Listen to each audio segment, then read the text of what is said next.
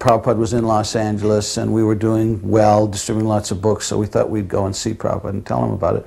And all of us, I got this idea that we should memorize a verse in Sanskrit, because not many people were into Sanskrit at that time. I thought we should offer a prayer to him. So we came in to see Srila Prabhupada about lunchtime, and we offered him this prayer, Tvam na sandarsito dushtaram nistitir satam kaling satvarhang harang pung sankarnadara ibarnabam, that we think that your goodness is met by us by the will of providence, just to accept you as the captain of the ship.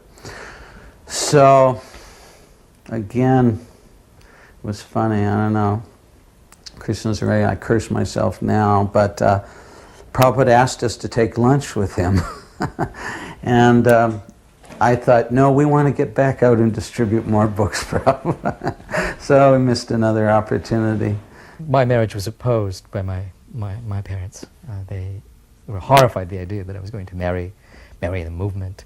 You know, they refused to come to attend. And my mother had sent a telegram to Prabhupada that I had a history of mental illness. Totally untrue. Or maybe true, but not to my knowledge. And that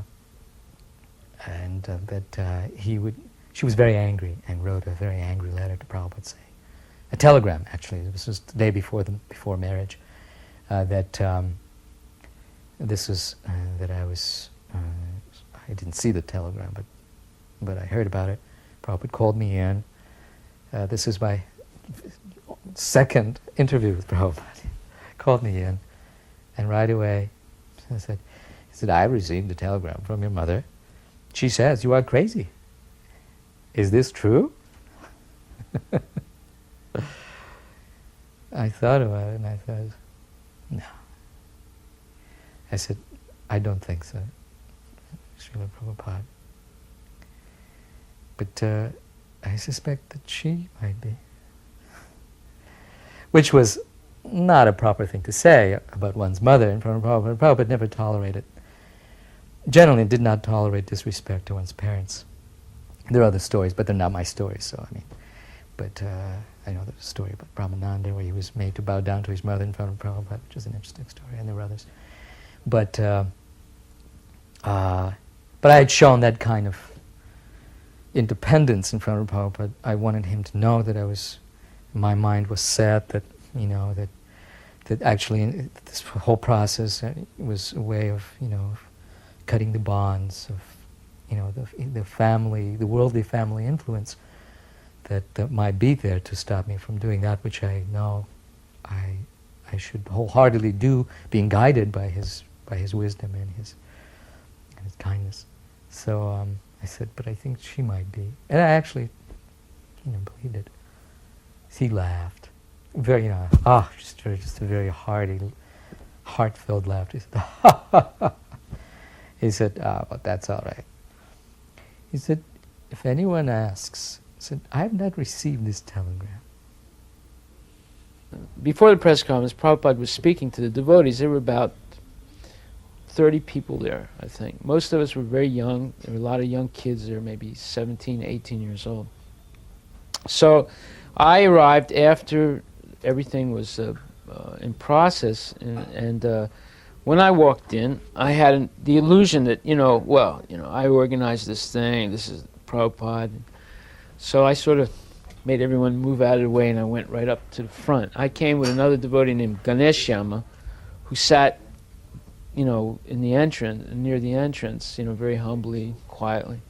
And I went right up, right near Prabhupada, and I sat down right next to him.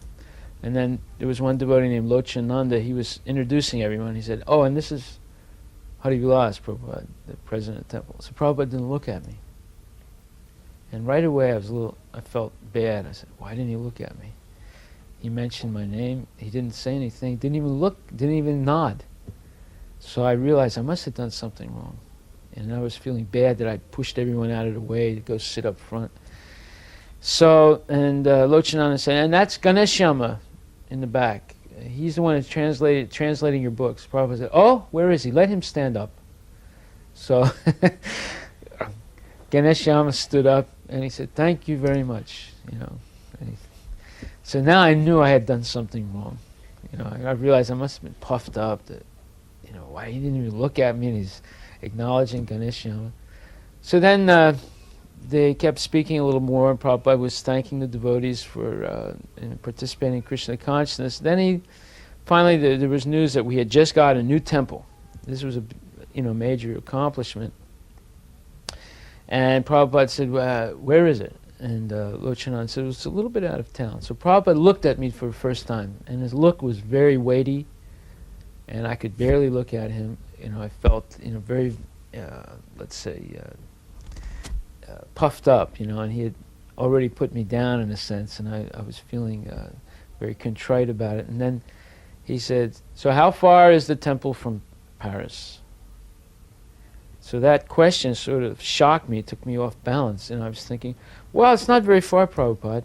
He said, oh, how far is it by car? I said, well, I'd say it's about 45 minutes. He said, oh, and by train? And then I was thinking, wow, why is he asking me these questions? And I was all confused. I said, oh, it's over an hour. He said, oh, so it's very far. I said, yes, Prabhupada, it's very far. Then I realized, my guru was correcting my imperfect intelligence and my illusions about myself. And I realized why I had accepted him as my spiritual master, because he was able to point out these things in a very, let's say, precise way. And I needed that. So I was very happy, humbled, but very happy at that time. First Kumbh Mela, we were there. We were in a grand tent. It looked like a nomadic Bedouin tent. It was very large. Prabhupada was in there. We were all gathered, not all, but the so-called big guns, the people that... Again, it wasn't because he loved us more. It was because we were doing something, and it was reciprocation. Parenthetically, because before I forget it, we were on a train, and Prabhupada said, I do not love any devotee more than the other, just like Krishna reigns on the ocean. His mercy is throughout.